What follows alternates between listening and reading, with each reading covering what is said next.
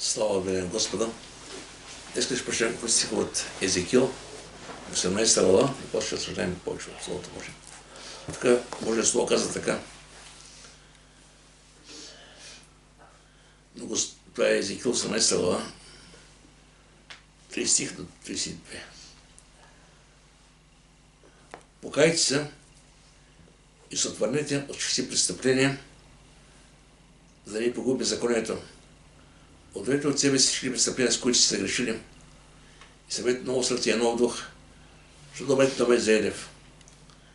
Понеже аз не благоволявам със смъртта на онзи, който ме казва Господ Йehova. Затова бъдете се и живеете. Темата ми днес, Бог казва, аз не благоволявам смъртта на онзи, който мира, затова бъдете се и живеете. Това е едно много силно слово, което Бог казва на израелтяните преди хиляди години, но това слово има актуално и днес. Че сега Бог не се удоволства хората, които умират. Бог са хората се обърнат и да живеят в Него. Не само на тази земя, но и пред за вечността. В Словото Божие в Матея 25 глава, че казва, че да не направи за хората, направи за дявола и падналите ангели. Така че за човека Бог е подготвил нещо много по-добро, но самият човек трябва да избере този живот. И за тази земя и за небето, разбира се, и от него от избор зависи къде ще покрай вечността. Сега така в Словото Божие 18 глава, също малко по-назад каза така. Говори за наистина за всеки човек има индивидуално пред себе си живот и зависи от как ще живее и на къде пътува. И каза така, душата, която се съгрешила, тя ще умре. Синът няма да си беззаконието на баща си, нито бащата ще носи беззаконието на баща си, на сина си. Правото на праведния ще бъде за него и беззаконието на безсъдника ще бъде за него. Сега дума, бащата или сина всеки се отговаря за своя живот пред Бога. При Бог няма внуци, при Бог няма, как да кажа, компромиси. Всеки един човек бяга сам за живота си и наистина спасява пред Бога на основание на своя живот. И тук говоря се надава сега, тук е интересно, ако един човек живее цял живот праведен живот, а се обърне и накрая живота се започне да греши. И обратно, ако човек греши, цял живот греши, пък се обърне към Бога. Какво става, че казва тук сега? Но ако беззаконникът се отвърне от всички си грехове, който е строил, спазвайки всички поведения и постъпва законно и право, той ще живее и няма да умре. Сега, както разбраника на кръста. Цял живот беше вършил за неща. И той не беше на кръста, и напред това, което беше вършил по деянието си. Баща на кръста се обърна и каза, Господи, спомни за мен. И се му каза, и след каза, днес ще бъдеш мен в рая. И тук вижте, но вижте, когато се казва надолу. Нима благоволя смъртта на нечестивия, казва Господ Йehova, а не в това да се отвърне той от пътя си и да живее. Виждаме, че целта на Бога е хората се отвърнат от своите изипа часа и да живеят с Него. Но ако правилният се отвърне от правото си и стори беззаконие, извърши всички мерзости, които нечестивият върши, тогава ще живее ли? Не е едно от правилните дела, които е сторил, няма се помня заради престъплението, което е извършил и за греха, който е сторил, ще умре. Виждаме, днес някой казва, наистина, едва не е Бог. Може да каже, Бог е несправедлив, но Бог е справедлив, защото Бог казва, този, който приеме Бога, трябва да стои до край с Него. Сега има много хора, наистина, се треми, правят много компромиси с вярата си, разширяват пъти и все последствието е, губят истината, губят живота си. Словото Божие казва, мнозина ще кажат, Господи, ние в това ми правим тези неща. Бог казва, ама не се ни познаваме като че беззаконие. И сега има един въпрос. Може ли човек да има вечен живот, а да продължава да живее в стария си живот? Това е нещо много интересно. Може ли човек да приеме Христос и да продължава да живее в стария си грешки и стари грехове? Отговорът е категорично не. Този, който е повярвал Господа, който е приел Господа и който е наорден от Бога, той вече наистина да започне нов живот. Сега, този, който е роден от Бога, живее нов живот с Бога. Това е нещо много важно. Словото Божие говори за няколко неща, които са важни да ги знаем. Първо, новорождение. Как човек знае своята дата, кога е роден в този свят, кога наистина е дошъл в този свят, има нещо, което Бог знае, когато е новородил. Но това е само в момента, който сме се обърнали към Него, когато сме покаяли, сме вземали решение да бъдем Него и да го следваме. И това новорождение става от Бога, не от човека. Никой човек сега не може да каже, аз ще правя това е после новорождение, става нов човек. Няма стане. Словото Божие казва така, от собствената си воля не е родил, че Словото на истината, за да бъдем един вид първ път на Неговите създания. Виждаме, че от него, според Неговата воля, от Словото, той ни новоражда. Друго, което прави Словото Божие, казва, че прави ново създание. Значи, това старо създание, което е в нас, то не може да се не може да в небето. Пръста само не пръста, обаче имаш нещо вътре в нас, което Бог прави. И това е именно ново създание, което не е новият човек в нас. И Словото Божие казва така, защото това, ако някой Христос, той е ново създание. Старото премина, ето всичко стана ново. Цяло, когато приемем Бога, Господ Словото Божие казва, и греховете, и беззаконията ви няма да помня за винаги. И това, че съдно рождение прави в нас ново създание, нов човек. И както не се грижим за стария човек, който е в нас, прехрана за облекло, така Словото Божие ни насърчава да се грижим за вътрешния човек. Има чрез Словото Божие, чрез общението, чрез духа, чрез пребъдване в Господа. И сега, новото създание вече, Бог казва, че ще живее нов живот. Значи няма как да приемеш Христос, да покажеш греховете си, да кажеш, Господ, искам да бъда твой, да се обърнеш и да продължаваш в стария живот. Това значи, че нещо не е станало както трябва. Значи нещо куца. Трябва да се покажеш истинския. Тук в Римляни 6:4 казва така, тъй, защото както Христос бе възкресен от мъртвите, че славата на Отца, така и ние да ходим в нов живот. Причината за това, което да ходим на живот, не че ще стане излишно много по-добре. Причината е Христос. Наистина той ни мотивира. И той да живее в нас вече. Имаме силата чрез духа, това, което ще Словото Божие, и да бъде живота в нас. Значи новорождение, ново създание, нов живот. И в края на всичко, но очаква ново небе и нова земя. Това е нещо много добро. Да, може някакси не се вижда чудно, но това е нещо, което очаква всеки от нас. И Словото Божие казва така, Откровение 21 глава. Видях ново небе и нова земя, защото първото небе и първата земя преминаха и море нямаше вече. Видях и светлия град, новият Иерусалим, да се от небето, от Бога, приготвен като невеста, украсена за мъже си. И слава да бъде Господи. И после казва така, който побеждава ще си тези неща, аз ще бъда Бог и той ще бъде син. Сега, този живот, този, който е получил вечен живот, живее вече нов живот с Господа. И някой казва, как да се народи, как да сина до Бога, как да му увереността, че става всичко това. Словото Божие дава тази увереност. В 11:17 си казва така, а това е вечен живот, да познае Тебе, единният и истинен Бог и всеки, който си изпратил. Значи, виждам, когато се приемем Господ, когато се покаяме, ходим при Бога, вече Бог ни дава вечен живот, да освен това, че сме оперирали, сме се покаяли, не се това живота в Господа. И тук вече след това, когато се народим, Бог дава една увереност, че сме вече Негови. Каза така, а на тези, които го приеха, дали право станат Божи чеда, т.е. на тези, които верят Неговото име, които се вдиха не от кръв, нито от плътска поход, не от мъжка поход, но от Бога. Така говори ясно, че вече за самото новорождение. Сега, има много си, които ни дават такава увереността относно на спасението, че да бъдем уверени, че сме Негови, че и ние ще бъдем при Него. Това е много важно сега, защото Словото Божие казва така. Сега да кажа, че Бог не е промислил за нас само за едва не нашето творение и едва не наше спасение за тази земя, но става просто, че тази спасение преминава границата на видимите неща. На тази земя, да, с Бога преминаваме добре, обаче въпрос е много хора остават с невидение за бъдещи неща. Но това, което е необходимо, Бог ни го дава чрез Словото Божие. Макар да не знаем цялата картина, Бог я знае. От нас да се доверим на Господа, кажем, Господи, нека бъде Твоята воля. И тук не се Словото Божие, тук не покажа, че Него трябва се изразява именно това, че Той първо даде Сина за нас, Христос. И после с това ни дава неувереност, че сме Негови. Казва така, защото Бог толкова възлюби света, че даде своя древен Син, за да не погине ни един, който вярва в Него, но да има вечен живот. Понеже Бог не е пратил Сина на света, да следи света, но да бъде светът спасен чрез Него. Виждаме, че идва на Христос в тази земя имаше една цел. Има да умре за греха на целия свят и да чрез възкресението вече наистина даде възможност на хората, които повярват в Него, да имат вечен живот. И после така, истина ви казвам, който вярва в мене, има вечен живот. Значи, вечността е нещо, което наистина няма как, то няма аналог, няма с кого да сравним, защото всяко нещо на тази земя да има начало, да има и край. Обаче Бог няма начало, Бог не няма да има край. И тези, които вярват в Него, те ще бъдат заедно с Него. Когато преди 2000 години учениците дойха при Него и казаха, Господи, в Твоето име, докато се покоряват, болно се изцеляват, се радваха. И той каза, не се радите тези неща, радите се, че имената ви са записани в небесата. И вижте, много неща Словото Божие Исус дава увереност на своите апостоли, на слушателите си, на тези, които го следват, ако мога така. Слушателите му, за това, че той е с тях и той им дава живот и той не е само за тази земя. Нещо много повече казва така. Моите овце ще до сами, и аз ги познавам и те ме следват. И аз им давам вечен живот. И те никой няма да загинат. И никой няма да грами от ръката ми. Отец ми, който ми ги даде, е по-голям от всички. И никой не може да я грами от ръката на Отца. Виждаме, че Словото Божие ни каже, че наистина ръката на Господа и наистина така нещо, което е уникално, това, което ти прави. Дава увереност, че моите ви казват, че гласа ми и те ме следват.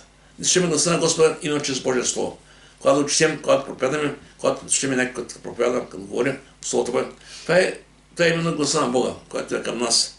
Той край нашето духовно същество, дава ни вяра, дава ни надежда и ни показва как да живеем, как се обхождаме. Всичко от него, разбира се. Сега, разбира се, нещо, което Словото Божие предупреждава, че наедно с това учение, което наистина е към нас, Бог прави нещо от нас, но в същото време и виждам, че Божията воля е повече и повече хора да чуят, да се спасят. Езикът ти си казва така, 11. Заклевам се живот си, казва Господ Йова. Не благоля смъртта на нечестивите, но да се върне нечестивият от пътя си и да живее. Върнете се, отвърнете се от лошите пътища, защото умрете. Направо така като един призив, една молба от Бога към човека. Значи виждаме, че Бог не е стал човека просто да го остави да погине. Бог иска човека да бъде спасен. И макар че Адам се грешиха, Бог даде закона, Бог даде спасител. И сега това благовестие получава и днес да кани хората да бъдат на това покаяние, да спасят. И в първи Тимотей 2:4 казва така, че това е Божията воля за човека, самия човек. Божията воля е всеки един човек да чуи, да бъде спасен. Казва така, това е благоприятно пред Бога нашия Спасител, който иска да спасе всички човеци и да усилва да познава на истината. Ето Бог иска всички ще да спасят. И сега, ако му каже, сегашното време, Бог разтегне времената все повече и повече. Да може времето, което има тази земя, да бъде използвано от хората, да спасят. И мога да кажа, че всеки ден от Бога е една покана за хората, един подарък за хората, да се обърнат към него, да бъдат спасени. И тук при 2 Петрова апостол Петър говори за края на времената и казва така, Господ не забавя това, което е обещал, пред как някой сметат бавенето, но заради вас търпи с дълго време. Поне не иска да погинат някой, но всички да бъдат покаяни. Виждаме отново призива от Бога и към всички хора. И наистина това е много важно да разберете. Сега разбира се, заедно с тези неща има опасност.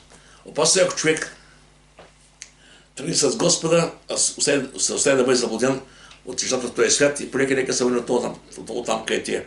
И тук самия Петър предупреждава в своето послание, втора глава каза така, понеже ако след като са познали истината, се избягали от светските мръсоти, те пак са спили в тях и остават без победени, то последното им състояние е станало по-лошо от първото.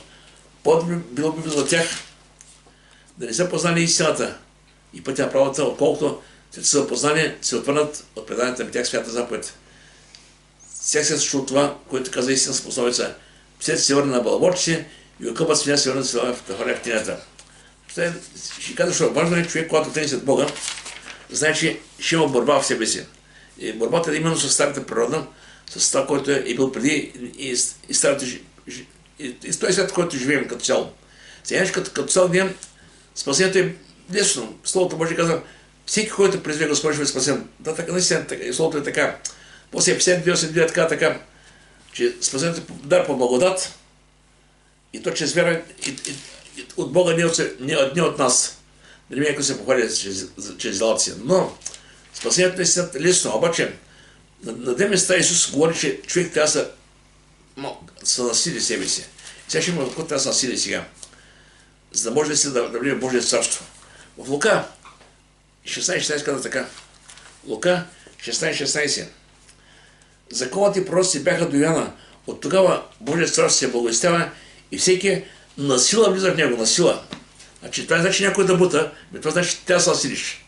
Значи, Бог не го насила, няма кара в небето, но Бог каза, че човек трябва да се насили, за да влезе в небето. Сега ще видим защо.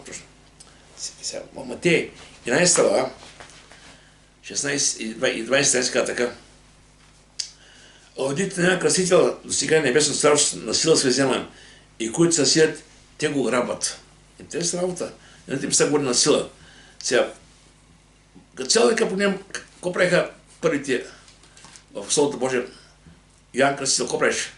Проповядаше, покайте се, понеже Божия цар се наближи. И тогава идваха при него много хора. И когато Исус говореше, те същите ги говореше. Лука 9 глава, когато Исус изпрати апостолите и после учениците, и те говореха същите неща. Значи, виждаме, че благата е това, което е сега е вратата към небето. Обаче, в какво се изразява сега? Какво трябва да правят хората, които чуят благата вест? Още тогава сега хората отиваха с нуждите си. Болни бяха изцелявани. Все прегледаха, които се прехождаха. Това са неща, които вършиха, но те бяха за тази земя. Нямаше нищо по-важно, по-ценно. Именно човек да спаси безсмъртната душа. Исус е в Йоан 10 каза: аз съм вратата.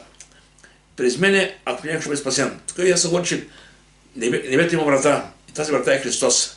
И в Деяния 14 Словото Божие казва така: и няма друго име дадено между човеци, ще бъде спасен. Значи само чрез Христос има спасение и се достига до небето. Въпросът е човек трябва да се насилим, да каже не на греха и да на Господа. И наистина да вече тръгне сподели Него. Сега, благата вест е тази, която наистина днес разсъсва хората. Благата вест, няма друго. Сега, човек може да каже: аз живея също добър живот, не прави никакви лоши неща, старая се да гледам семейството. Може би ще има много други добри ценности, обаче всички добри ценности без Бога не стоят нищо. И сега казва така: вашите правилни дела са като мръсната дипа пред Него. И е важно наистина да знаем, че благата вест има сила. В Римляни 16 апостол Павел казва така: не се срамувам от Благодатта Христова, който е Божия сила, спасение си, който вярва. Самата блага вест има и днес сила да разсъсва. Както тогава на 50 не се няма забравя, 50 се помните. Петър стана да говори проповед пред много хора. Имаше празник. И след края на проповедта дойдоха при него, казаха: Словото Божие, каза, беше ожени сърцата. И казаха: Петре, какво да правим, Петре? И той каза: покайте се и приемете това Святия Дух. Но къде сега той ръко трябва да се насили човек? И това е много гордо сега. Тук става дума не само за вяра, става дума и за воля.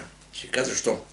Вярата е лесна. Словото Божие казва, че без своите вярата те пелят. Това е лесна работа. Всички вярват. Ако те питам хората, всеки втори човек вярва в Бога.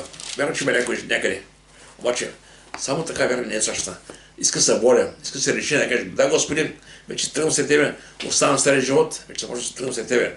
Словото Божие казва: нека всеки носи кръст всеки ден. Това говори ежедневно ходен с Господа.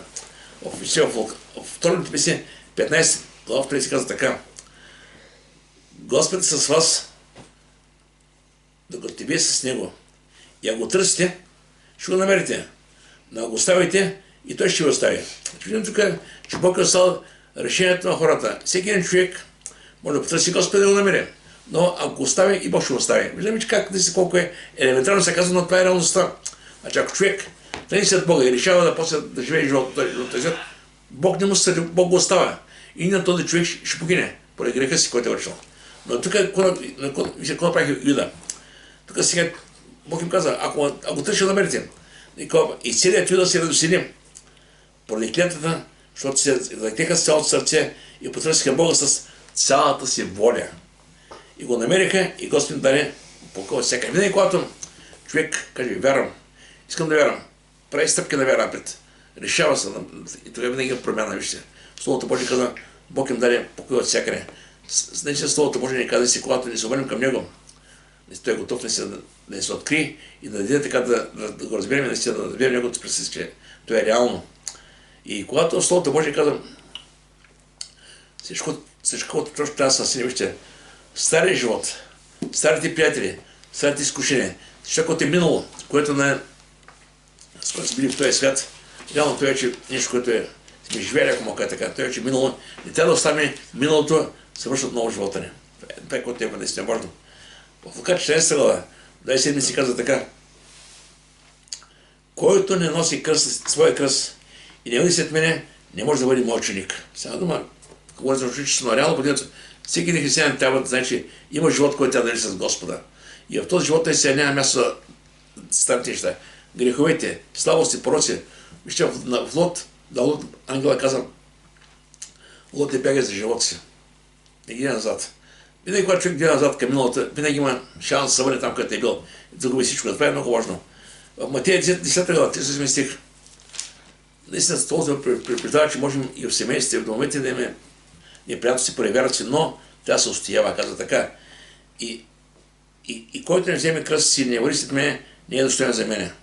Тук да обясня така, че ще има проблеми, неприятен човек, ще има домашните му. Нормално и в семейство понякога да не разбира, но това не трябва да е причина да се отказваме на седнаме Господа. Понякога трябва да помним се да кажем, Господи, дай ми си наистина да положи въпреки това, че наистина не му разбират се. Защото Словото Божие ще се насоят баща против майка, син против баща, точно поради вярата. Но, когато оставим с Господа, това не ще премине. Това, което може да ще трябва да видим същността на покаянието. Сега, покаянието, много път си говори, това е едно обращение. Ако се върнал по един път, обръщаш гръб на този път и тръгваш по нов път с Господа. Това не е само, това не е сеши. Сега с дреха, става някакъв по-хубава дреха, да е по-красиво. Това не е камуфлаж. Това е реално нов живот. И това е важно, наистина, когато човек осъзнае състоянието си, изповяда греха си и го остави. И започне нов живот. И полека това, което е било, вече това вече остава в миналото. Това, което е може да вижте в Словото Божие, да се дава прича, да се трябва така, който крие престъплението си, няма да успее. А който не спяда и остави, ще намери милост. Виждате, кое се казва. Сега, в живота на човека наистина винаги може да има някакви слабости, някакви пороци от миналото, но човек трябва да се умява да каже, да, Господи, това е нещо, което искам да отпадне от мен, не желая да живея в пространството. Защото вижте, аз да кажа проблема, когато бях предал Господа и минах, може би повече от година, и когато един пастор проповядаше, ще ми каза така и така, проповяда една проповед за Яна Смаглава. И тогава сега, Господи, искам всичко, което наистина в моят живот не е добро, който би имал да чу от Тебе, който би му закрал това да искам да отпадне живота ми. Наистина, ти знаеш кое е най-добре. И така, порека една по една, Бог ме даде сила чрез духа и чрез... И сега ли алкохол, всичко останало, всичко отпадна в нека, всичко става нашето, това прави Бог. Но когато човек попада на себе си, бърка винаги. Ще в притча, 20 глава си казва така, кой може да каже, очистих себе си, сърцето си, че само никой си. Никой човек може да каже за себе си сам. Само за да стане, да е чист. Този, който не очисти, това е Господ. Но това, което става за нас, това нещо е борбата с греха. Това е много важно, борбата. Някой ще казва, добре, аз съм спасен, че добър ден съм. Да, това е така, но ти имаш живота да си вземем. Идват изкушенията, идват много неща в този свят, които наистина имат целта да те върнат обратно. Словото може казва така, Йоанна 10, къде се да открадне, закони да погубим. Исус казва да дългнемате живота с изобилен. Така че не трябва да оставим греха да нарушат там, където си били. В Битие 4 глава 7 стих, тук още начало Каин и Авел, двамата братя, знаете, и двамата правиха пред Бога приноси. И в един миг Каин се руса на Авел и тогава Бог му каза, вижте, ако правиш добро, не ще бъде прието. Но ако не правиш добро, греха лежи пред татите и към теб стреми и да те завладее, трябва да го владееш. Виждам, че сега този принцип още тогава съществува. Изкушения са винаги около нас. И колко повече времето наближава към края, толкова повече се продължават детска, безконечно се продължава. Но Бог продължава да бъде с нас, това е много важно. И вижте сега, самия апостол Павел в пример ни казвам за борбата, която съществува в самия човек. Борбата не е само от това, което гледате на борбата е между старата природа в нас и новото съзнание. Старата природа, това е стария човек в нас. И стария човек е там, където си бил преди. А ново съзнание е това, което наистина говори към небето. И винаги е една борба в нас. И в тази борба трябва да изберем на колко се подаваме ние като цяло. Като че апостол Павел каза така, защото не знае какво правя. Понеже не върша това, което искам, но това, което мразя не го върша. Това говори като фарисей, като законник. И после така, защото знае, че в мене силиш плътта ми не живее доброто, понеже желание за доброто имам, но не е сила да го върша. Човек сам по себе си може да съзнава, че е грешник, но ако не се покая пред Господи, не оставим Бог да го промени, така ще бъде това състояние. И там накрая каза, окая наш човека, кой ще отбява от тази смърт? И каза после, благодаря на Бога, има избран, че се с нашия Господ. Но въпросът е, осъзнавайки какви сме, що сме, ако пред Господа, да знае, че има един, който е в нас, и това е именно Святия Дух. И Бог е подил Духа в нас, именно да ни помага в нашата немощ. В Словото Божие, в Римляно ще кажа, че Святия Дух ни помага в нашата немощ. А после първият начин, че ти каза, този, който е вас е повелик от този, който е света. Значи дума, че Духа, който е в нас, Бог ни дава силата да се противопоставим на всяко нещо. И каза така, проче казвам, ходете по Духа И няма да окажеш на плътски страсти, защото плътта желая силно противната духа, а духът противната плътта, те се противят едно от друго, не може да правите това, което искате. Значи, да видя, че има една борба в нас, но от нас зависи кой ще изберем. И важно е да разберем, че Словото Божие ни казва, че този, който е нас е повече като света. И Римлян 24 така, не си се още съпротивили до кръв борбата против греха. Значи някакъв път може да има трудни моменти, в които наистина може да има тежки решения за себе си, как да се получат. Но въпросът е, че всеки от нас да знае, че не може да вървим по пътя към небето с нашите грехове, с нашите слабости, с Господа. Няма как да вървим тези неща. Напротив, в Филипяни казва така, изработи спасение с страх и трепет. Значи, това значи, сега тук не става дума, че ние спасяваме, да правим спасението сами, не да го изработим. Спасението е правилно, но въпросът е, че от нашия живота, който живеем, показваме ние на чия страна сме. На този, който не спаси и на този, който не изкушава в този свят. И това е много важно. Филипяни, трябва да казва така.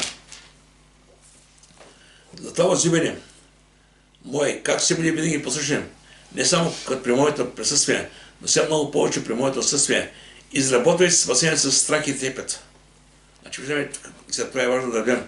Сега, Бог ти дава вечен живот като подарък, но ние трябва да показваме новия живот чрез живота, който живот на свят си на чистота. Сега дома, ти осъзнаваш, че има един, който направи заради тебе. И той е който така не да живееш нов живот. И от тебе зависи наистина дали ще се покажеш на Господа, искам да бъда с тебе, или ще оставиш да бъдеш съборен от старите неща. В Йоанна 15, 5 стиха така. Аз съм отзад, вие сте пръчките, който прибъде в мене. И аз в него, той ще даде много плод, защото да не може да нищо. Значи виждаме, че има наистина дилема, една борба в старото, което в нас е новото. Но за християнина въпросът е въпрос на живот и смърт. Този, който избере Господа, иска да живее с Господа и трябва да устои с Господа още. Дилемата въпросът днес е, има тесния път, Словото Божие, има тесния път, има широк път. И това е реалността. Така беше по времето на Христос, така и днес. Тесният път, казвам, малцина са, които намерят, а широкия път, дето отива към ада, са мнозина. И наистина така, в притчи 16 така, има път, който се вижда прав, че човека, но краят има път към смърт. И Матей 6 дава наистина пред човека с дилемата, каза така, има двама господари в този свят. Не можеш да бъдеш добре с Бога и с мамона, защото и не ще бъдеш, ще намазваш. Така че този, който е приел Христос, трябва да живее с Христос. Изкушенията, други неща в този свят, трябва да имат сила върху нас. Напротив, трябва да се противопоставяме. А Богът Таинство ще казва така. Като дойде един човек при Господа и му казва, Господи, малцина спасяват. Един директен въпрос. И тогава той му отговори, той му каза, подвизавайте се или старайте се да влезете при сестата по врата, защото ви казвам, мнозина се стараят да влязат и не ще могат. Значи, иска да кажа, човек може да се опита да влезе при Бога с повторен начин, ако мога така, навсякъде. Понякога се хората търсят познати, когато ти ще при някого от високо място, търси човек познат да те приведе при него. Като при Бога не става, при Бога има един път, само чрез Христос. И сказа, аз съм пътят, аз съм истината, аз съм и живота. И наистина трябва човек да съзнае, че най-силното за него е да познава Господа и да остави всичко това, което би му пречил да бъде в небето. И има такова едно учение, че едва не веднъж спасен, за винаги спасен. Това е много, така да кажем, една голяма заблуда. И тази заблуда наистина и Библията е в евреите, писателите на евреи казват така, внимавайте да се окажат от тези хора, които се заблудят и да живеят с тази си мисъл. Защото тук Словото Божие казва, че има хора, които ще живеят него, ще постоянстват до край, ще има други, които се отвърнат от пътя и Бог няма да ги благослови, каже живота им. Той казва така, защото ми е нужно търпение, като върши Божията воля, да получи обещаното. Защото преди малко време ще дойде този, който има дорим. Ще се забавя. А който е правилен пред мен, ще живее чрез вяра. Но ако се върне назад, няма да благословим от душата ми. Ние обаче не сме от тях и свършат назад, да се погубят, а тези, които верят, спасяват душата им. Искам така завършен стих. Матея 13, Словото Божие каза, Исус каза, а който устои до край, той ще бъде спасен. Никой не каза, че пътят ще бъде лек. Напротив каза, през много скърби и съднаеш пред Божие страшно. Но въпрос е от човека да се иска истинска вера Истинското посвещение и устояние в пътя Господен. Наистина, там, което не е трудно, Бог ще ми помага чрез духа, но си искам да кажем, да, Господи, искам да бъда с Тебе. Нека Бог да благослови.